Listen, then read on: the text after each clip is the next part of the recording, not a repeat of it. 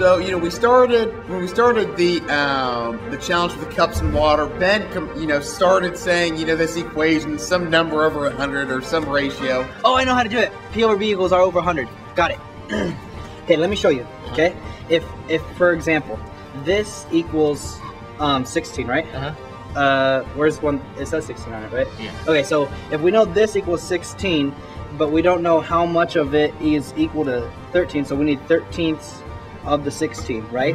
And then we know 9 over 100, which this is 100, so then we just do the cross multiplication.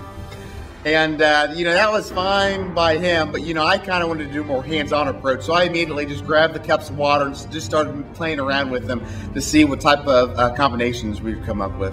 Hey, what if we did this? What if fill this up with 9? Yeah, I personally, you know, don't care for Ben, you know, either way, in a positive or negative way, you know. For me, you know, as long as we work together, and actually in the challenges, we kind of complemented one another very nice. So I know he's very analytical thinking, so we balance each other nice. 9 equals 16. That would be 9 divided by 9. Cancel that out. 16 divided by 9. What's 16 divided by 9? Well, that wouldn't give me any, because we'd still be eyeballing. What do you want? What if you did it like this? What? Where if you had 16, okay, and then if you poured this into here, okay. Ooh, careful, man. We only get a second on water. Ah, 16 minus 9. So now, look, so now we have 15, 14, 13, 12, 11, 10, 9. So that's 4. We have 9 here. And we have, what, 16 minus 9, we have 10, 7 12, 13, here. 14, 15, 16, 7. So that's 7. 7 here, right? Yeah. Wait, how much was in there? How much was in there? I don't remember. It was full. It was full, man. It was full. Wait, I know, that's what you want. If you fill that up, we know that there's 9 in there, then if we could take the difference of what was ever in that, I think that's going to be 3. Well, I'm about to get this. I'm just doing over again what I did, so we can reduce this. Steps. Yeah. Yeah, I know, there was kind of that eureka moment when we were mixing different cups with different volumes of water, and we just kind of, you know, we just did it. You know, there wasn't really a method to our thinking. We just kind of did it, mixed some cups here and then, and it slowly came to us. What's your thinking? I filled 1 cup up, and if it's to the top, that's 9 ounces. Divide it into 3, you got 3 ounces. Take out 3 ounces of that into this cup. See what I'm saying? I think I get what you're saying now. Just measure these out. Or I thought we needed to do 4 to get to 13. Well, no, this already has 16. Okay, you're right. You're right. We figured out that it was really just a simple math problem. We spent all this time working with the scale and trying to measure out 3 and 4 ounces of water in the cup. So afterwards, I was glad we finished it, but I felt kind of dumb. We took the 9-ounce cups and filled them up to the top, which would be, in our thought, 9 ounces. So we figured out how many 9 ounces go into 16. And if you fill up 2 whole 9 ounces, that's 18 ounces. So obviously the 16 cup isn't going to hold that. It's going to have 2 ounces left over.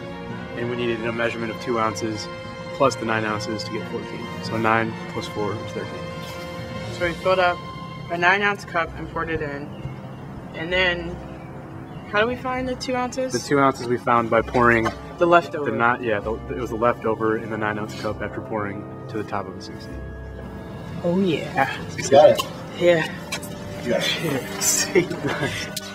After we got done at the fountain with the cups, we walked over to the FRESHMEN field, the new practice field.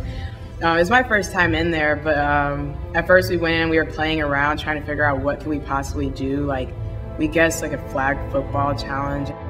It turned out that we actually had to run on the field and find various index cards, and on the index cards were phrases from Toledo's alma mater. So once we had collected all of the index cards, we had to rearrange them, and then to make sure they were in the correct order for the alma mater. We're talking like a regulation football field minus the end zones. So that's like 100 yards by however wide. And the white index cards hidden on the white turf. Boy, oh boy, that was interesting. We needed to try and do something to try and come back at it, so I was just sprinting to various spots, and when I saw a card, I just ducked and dived just to try and save time, because stopping to pick it up, that would take a lot of time, but if you grab it on the move, that could probably save you some time. We ended up running out there. I looked so dumb. I already know I looked dumb, and I was like skipping, because I can skip better than I can run, I think.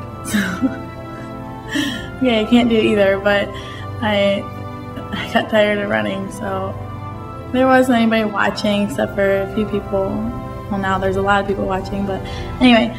Even though neither one of us knew the alma mater, we still pulled out a good time, and we ended up being in first.